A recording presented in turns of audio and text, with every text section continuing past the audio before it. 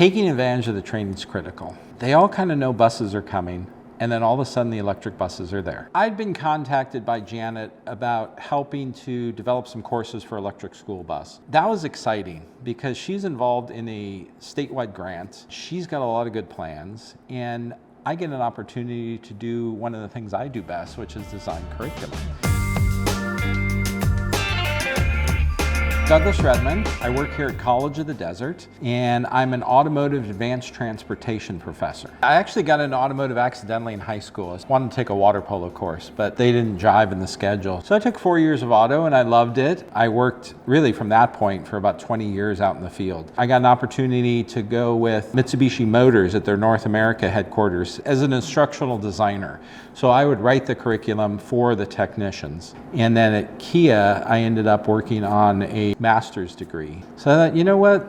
Teaching would be interesting. And then I had the opportunity to develop the safety class. And then we've worked on a few others from there. But that's where you want to start. And that's one of the foundational classes that everybody needs to make sure they understand before they go further on it. Let's say an electric bus. It's a brand new animal. So where do you start? You definitely start with safety. There are some new ways we can get hurt on an all-electric vehicle. They have, 700 volts. They have a lot of current. If you do the wrong thing, you could get seriously injured or die.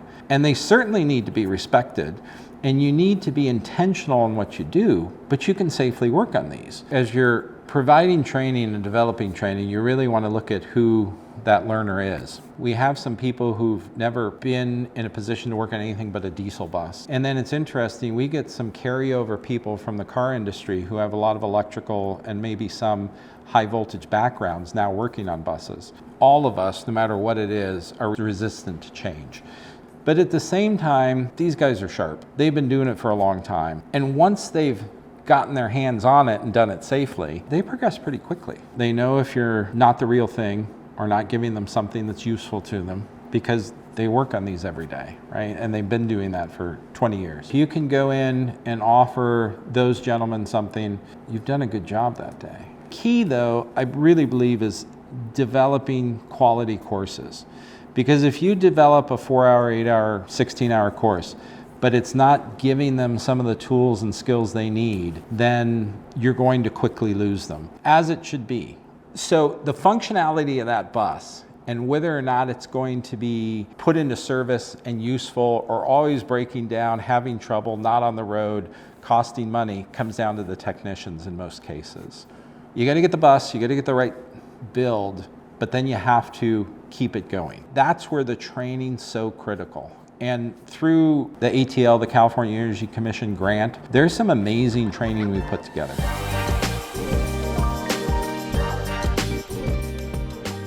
People are plenty busy, and to schedule in training is not an easy thing to do. To pull the techs out, to get them in a situation, but it pays dividends in the long run because again, you're getting the buy-in, you're getting the support, you're equipping the people who every day have to service these vehicles. Not having the cost of having to pay for the class is huge. You get some networking and you get some of the knowledge of what's going on at other districts and other locations. To be able to have that instructor who's offering this in a number of different locations go around and share some of the things they've seen at other locations, it makes it a smaller world and people feel like they're not on an island and alone, and maybe they could call up another district who's got a similar chassis and dealt with a similar issue. Some of the people being there 20, 25 years, they just know exactly what to do, they know what the procedure is. They probably could grab the tools and have at it and just automatic. Well, not with electric.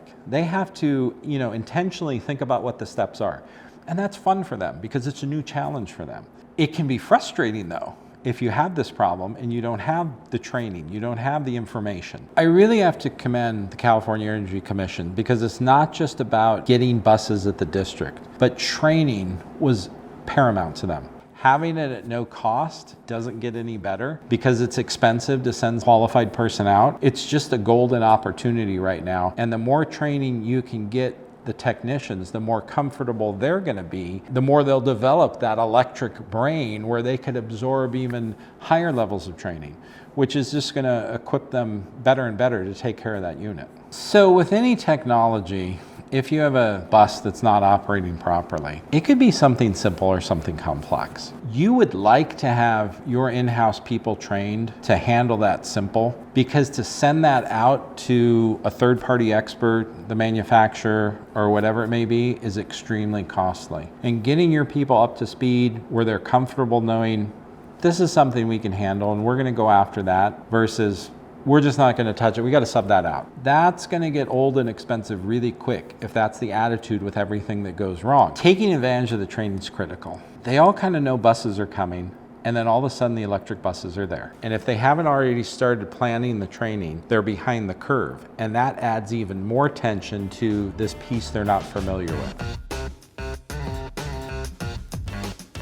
We know it's hard to roll out and accept a new piece of equipment. We want to be part of that solution. We encourage you to take advantage of the training, especially at the value it is now. Bring as many people as you can together, help coordinate, and the districts have been amazing. We're going to offer that to you, and we're going to keep going and keep offering it. And building that relationship's great, because then again, we're learning to think electrically, and we understand we're not in it alone.